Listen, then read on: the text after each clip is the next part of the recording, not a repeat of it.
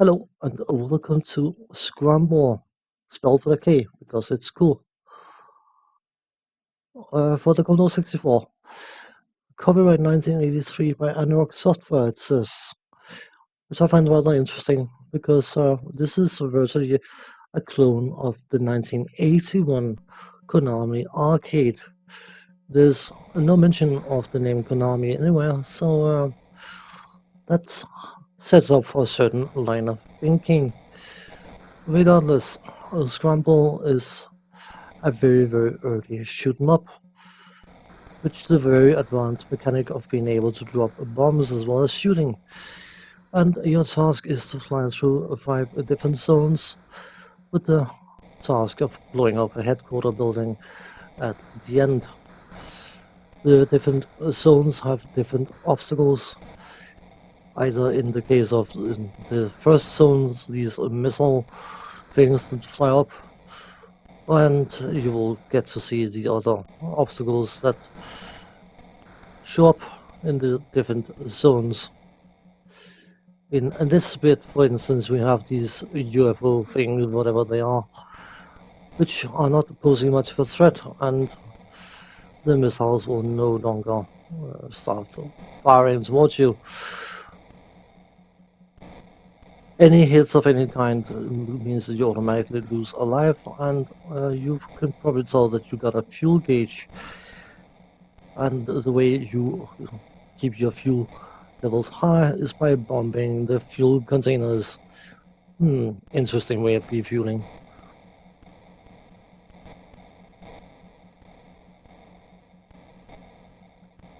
Based on games later down the line, this is probably rather simple, but I think it's a fair point to notice that the arcade, of course, was from 1981, and at that time, this would have been a very advanced and super exciting game, at least until you beat it. Zone 3, we have meteorites flying towards us somewhat randomly. It may seem silly to shoot at them because they are completely and utterly indestructible, but my logic was if I can hit them, they can hit me. So I use that as a guideline to know when to change position on the screen.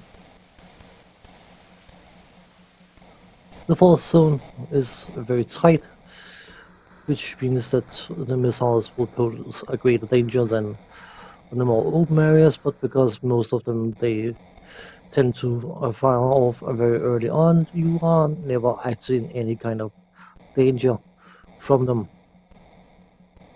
So this is basically just a gimme area. As long as you don't navigate into any obstacles, then you are perfectly safe.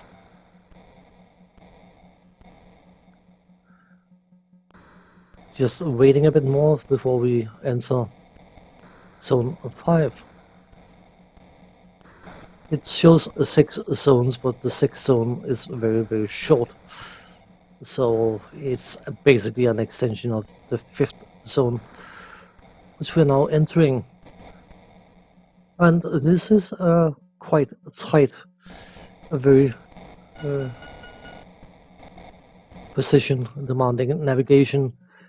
You touch anything, you die instantly. And of course, because of the graphics moving the way they do, it's a bit wonky, at least on the Commodore 64 version. The arcade runs somewhat smoother, but it is not. You can live with it. Yeah, now we are in the 6th zone, and we're going to see a billboard kind of advertising for Anirok, just to make sure you remembered who made this game, and of course the headquarter building that we had to blow up, which we did.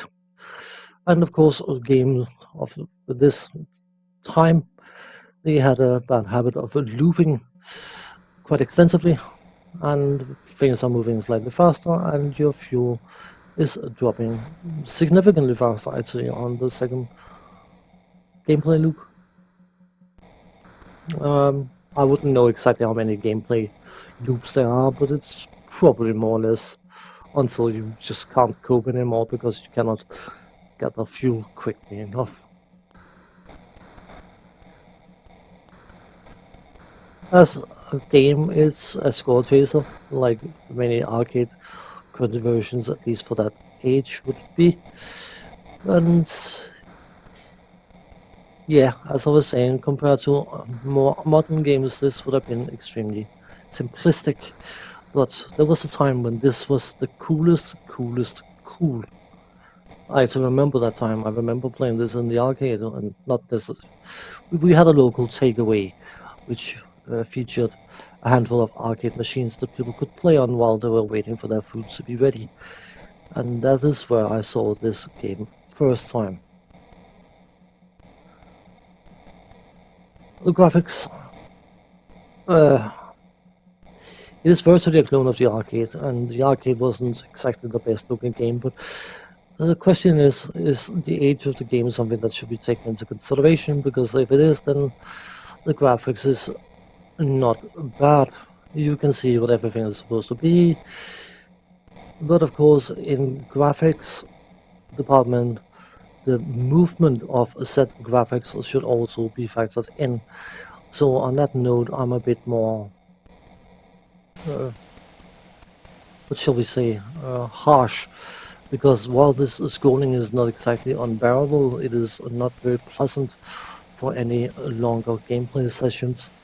So that is definitely going to mark it. The sounds are decidedly average. The gameplay for the time is something that has to be considered. It's okay. Nothing spectacular, but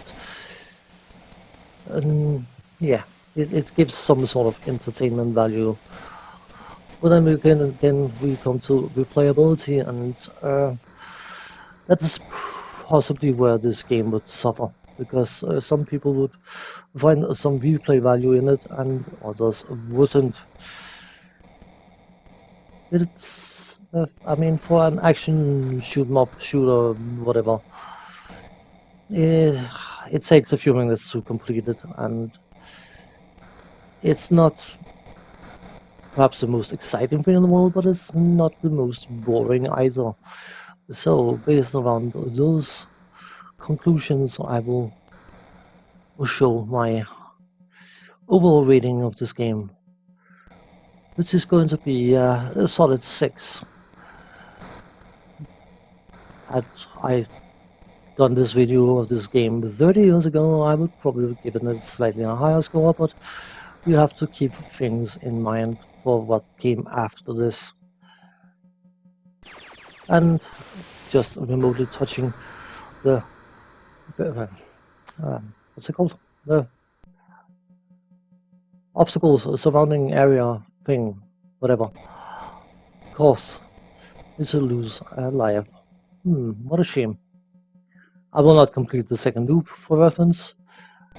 I will actually keep flying into things, which is very easily done when you're trying to move upwards while the screen is chunking along and you still have some momentum.